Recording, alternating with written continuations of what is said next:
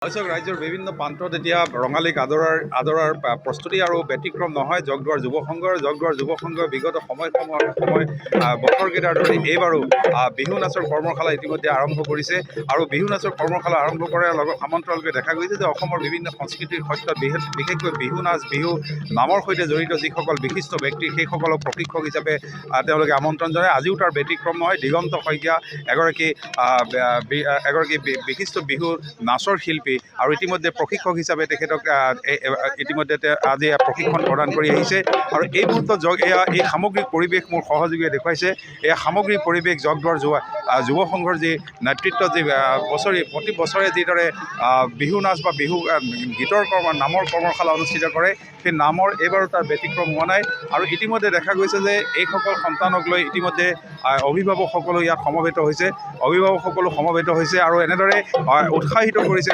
সকলো উৎসাহিত হৈ এইসকল বিহুৱতীক তেওঁলোকে উৎসাহিত কৰিছে মঞ্চত যাতে সফলভাৱে বা পৰিকল্পিতভাৱে পৰিশীলিত ৰূপত যাতে বিহু নাচ প্ৰদৰ্শন কৰিবৰ বাবে তাৰ বাবে তেওঁলোকে এনেদৰে ব্যৱস্থা কৰিছে। মোৰ সৈতে প্ৰশিক্ষক উপস্থিত আছে। মই তেওঁৰ পৰা কিছু কথা জানিব প্ৰশিক্ষণ প্ৰদান কৰি থকা হৈছে। এগৰাকী আগতেও ইয়ালৈ অহা হৈছে যে এইবাৰ ব্যতিক্ৰম নহয়, কি ক'ব এই মুহূৰ্তত?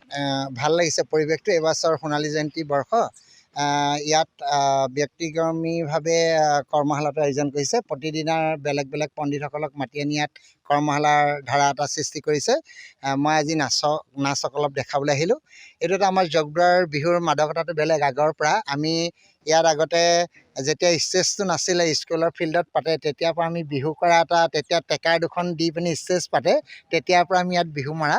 গতিকে সেই মাদকতাটো এৰিব নোৱাৰি উদ্যোক্তা সমিতি উদযাপন সমিতিৰ আমন্ত্ৰণ ক্ৰমে মই ইয়ালৈ আহিছোঁ। ভাল লাগে আমাৰ নিজৰ বিহুতলী। গতিকে ইয়াত কণ ছাত্ৰ ছাত্ৰীসকল আৰম্ভ মই কৰিছোঁ নাচখিনি। যথেষ্ট সুন্দৰ ভংগীমা মই আজি যিকেইটা ভংগীমা পাৰোঁ দেখাই থৈ যাম।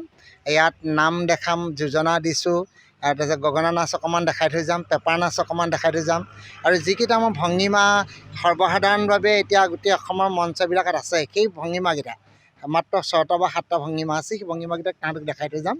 বৰ এটা সুন্দৰ পৰিৱেশ লাগে। ধন্যবাদ জনাইছোঁ। আন এগৰাকী প্ৰশিক্ষক আচলতে বিহুৱতী ইয়াত উপস্থিত আছে। মই তেওঁৰ পৰা জানিব ৰাজ্যৰ বিভিন্ন প্ৰান্তৰ লগতে টিয়কতো দেখিবলৈ পোৱা গৈছে অসমীয়াৰ মাজত ব্যাপক উৎসাহ উদ্দীপনা আৰু নতুন প্ৰজন্মক আচলতে শুদ্ধ ৰূপত নাচিবৰ বাবে শিকাইছে এনেদৰে প্ৰশিক্ষকসকলে। গতিকে ৰাজ্যৰ বিভিন্ন প্ৰান্তৰ লগতে আমি আপোনালোকক দেখুৱালোঁ টিয়কৰ পৰিৱেশ দেখুৱালে আমাক আমাৰ সাংবাদিক ৰিজু শইকীয়াই।